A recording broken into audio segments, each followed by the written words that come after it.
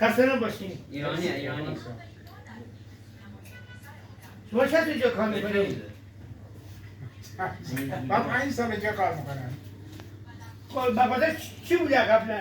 قبلا این لوازم برقی بود. نه مال خودت. همین. نه مال اونجا. خودم بوده. خب.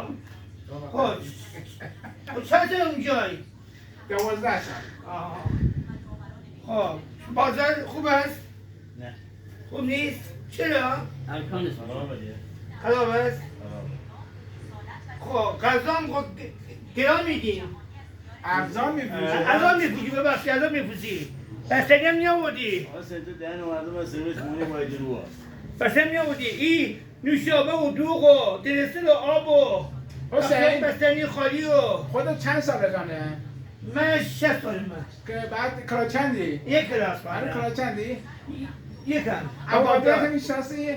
کی؟ امو قدرت؟ آره میشناسم رفیق من. اینجا دکان خوبیه. تلویزیون داره. گرمه. بخاریم داره. جوجه مشته باز. دو تا جوجه بود. یک جوجه. جوجه برانگا میدان با. نه هشته باید گاز بپزه. بده آقا امیر گل گلابه. نهار نخورده باشگاه آمده. نهار خوردی. لام دارد. سیم دارد. باطی دارد. پروانه دارد. عمره دارد. بعد بگم هواخش دارد. قطعه دارد. اینا مال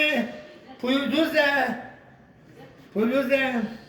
این هم میبینین آقا مسئول عزتی ماشینش بری فروش.